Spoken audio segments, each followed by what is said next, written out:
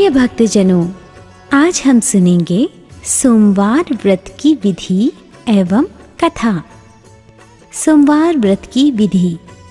सोमवार का व्रत साधारणतया दिन के तीसरे प्रहर तक होता है। व्रत में फलाहार या पारण का कोई खास नियम नहीं है, किंतु यह आवश्यक है कि दिन रात में केवल एक ही समय भोजन करें।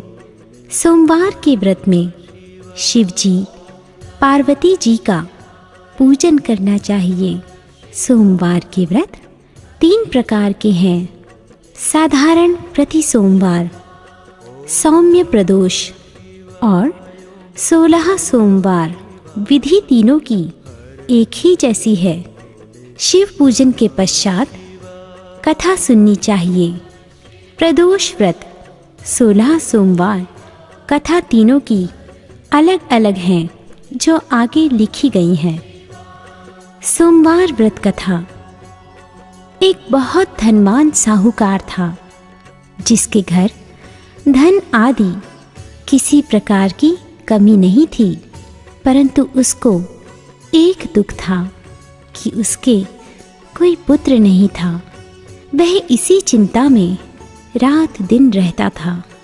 वह पुत्र की कामना के लिए प्रति सोमवार को शिव जी का व्रत और पूजन किया करता था तथा सायंकाल को शिव मंदिर में जाकर शिव जी के श्री विग्रह के सामने दीपक जलाया करता था। उसके इस भक्ति भाव को देखकर एक समय श्री पार्वती जी ने शिव जी महाराज से कहा कि हे प्रभु, यह साहूकार आपका अनन्य भक्त है और सदैव आपका व्रत और पूजन बड़ी श्रद्धा से करता है।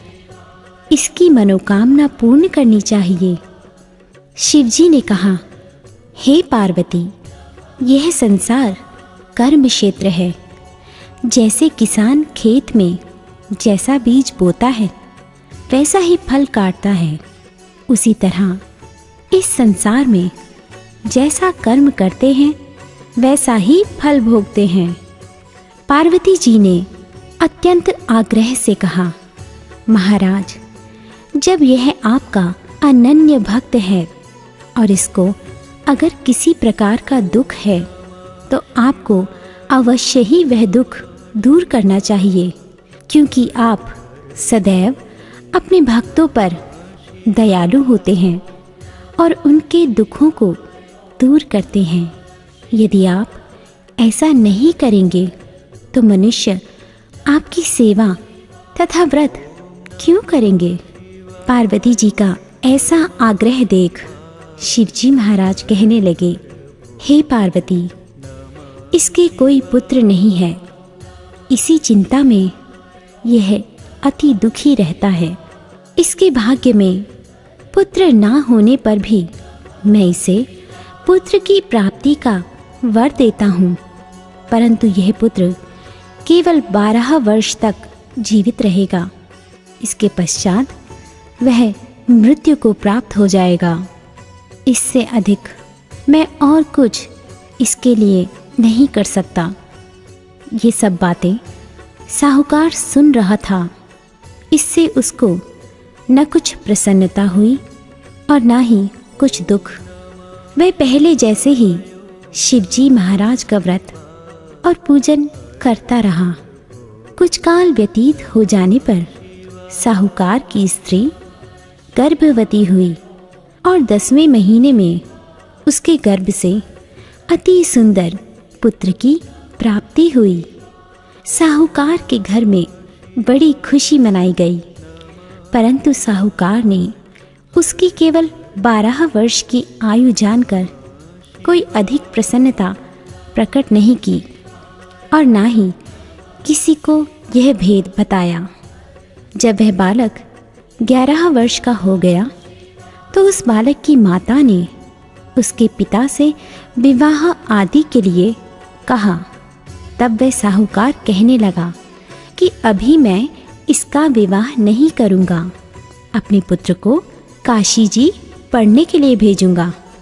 फिर साहूकार ने अपने साले अर्थात बालक के मामा को बुलाकर उसको बहुत सा धन देकर कहा, तुम इस बालक को काशी जी पढ़ने के लिए लेकर जाओ और रास्ते में जिस स्थान पर भी जाओ यज्ञ करते और ब्राह्मणों को भोजन कराते जाओ।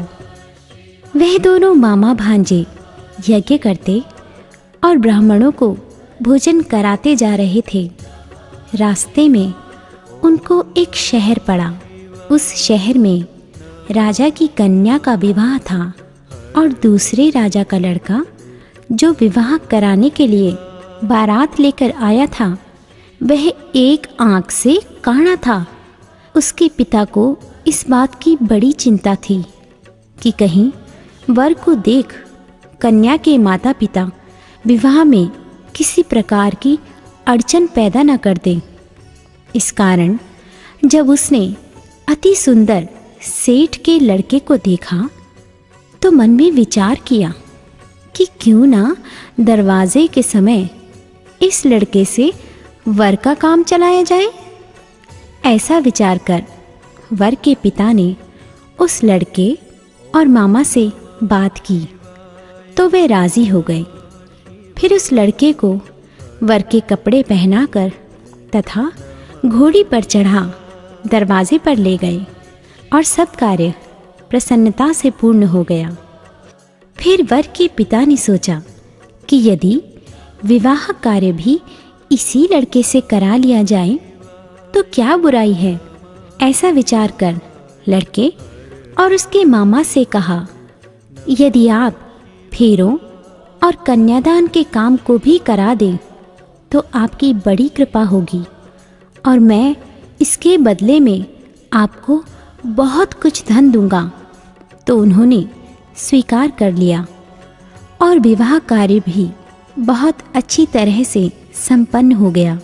परंतु जिस समय लड़का जाने लगा तो उसने राजकुमारी की चुंदड़ी के पल्ले पर लिख दिया कि तेरा विवाह तो मेरे साथ हुआ है, परंतु जिस राजकुमार के साथ तुझको भेजेंगे वह एक आंख से काना है और मैं काशी जी पढ़ने जा रहा हूँ।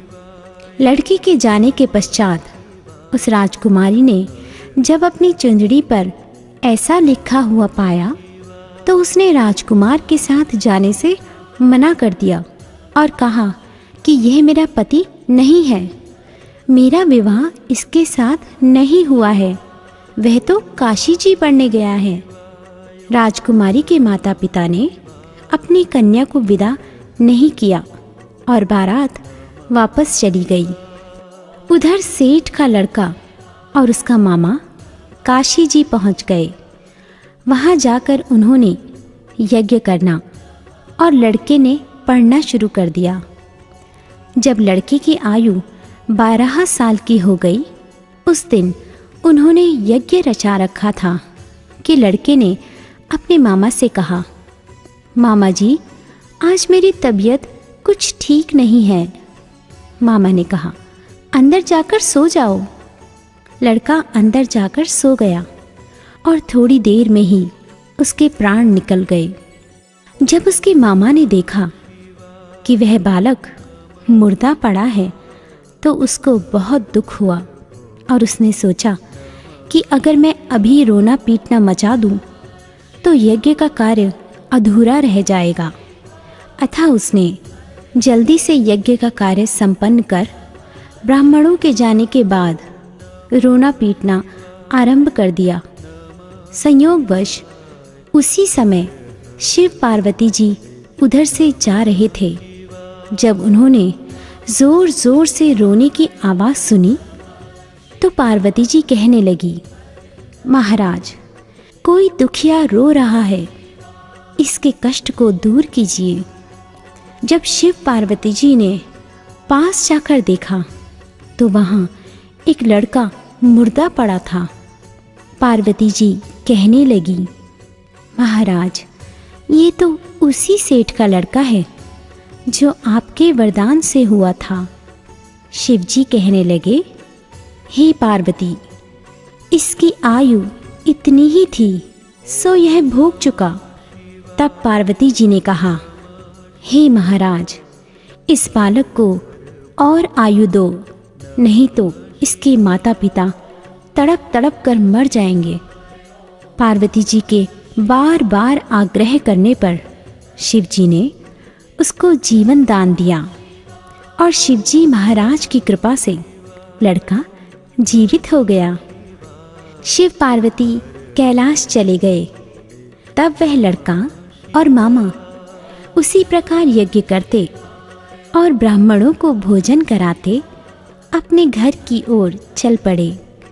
रास्ते में वे उसी शहर में आए जहां उसका विवाह हुआ था। वहां पर आकर उन्होंने यज्ञ आरंभ कर दिया तो उस लड़के के ससुर ने उसको पहचान लिया और अपने महल में ले जाकर उसकी बड़ी खातिर की। साथ ही बहुत दास दासियों सहित आदरपूर्वक लड़की और जमाई को विदा किया। जब वे अपने शहर के निकट आए तो मामा ने कहा, मैं पहले तुम्हारे घर जाकर खबर कराता हूँ। जब उस लड़के के मामा घर पहुँचे तो लड़के के माता पिता घर की छत पर बैठे हुए थे और यह प्रण कर रखा था कि यदि हमारा पुत्र सकुशल लौट आया तो हम राजी खुशी नीचे आ जाएंगे, नहीं तो छत से गिरकर अपने प्राण खो देंगे। इतने में उस लड़के के मामा ने आकर यह समाचार दिया कि आपका पुत्र आ गया है, तो उनको विश्वास नहीं आया। तब उसके मामा ने शपथ पूर्वक कहा कि आपका पुत्र अपनी स्त्री के साथ बहुत सारा धन लेकर आया है।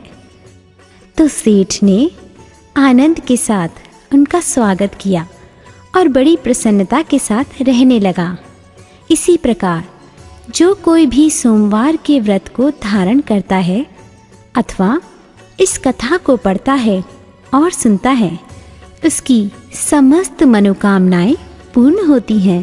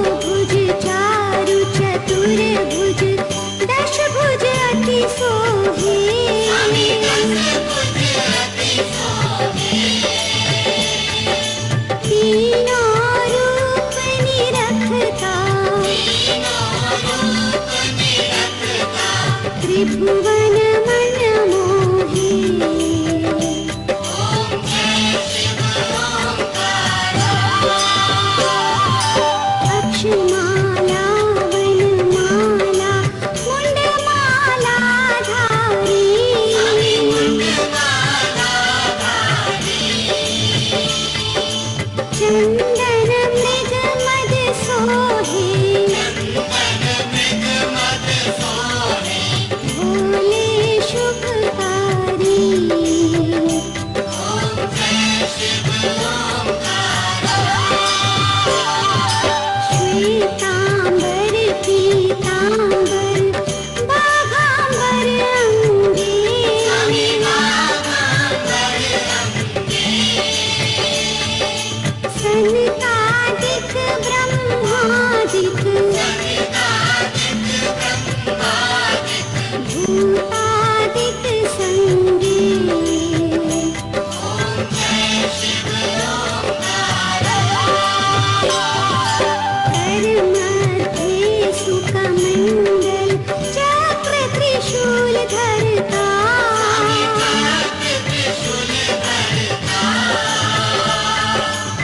जग करता जग हरता,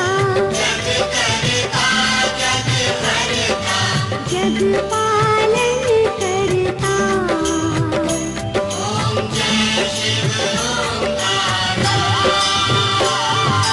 ब्रह्मा विष्णु सदा शिव जानत अविवेका,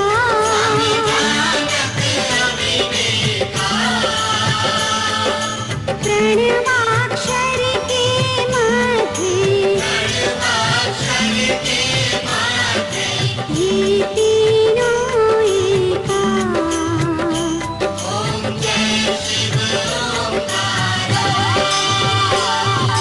त्रिगुण स्वामी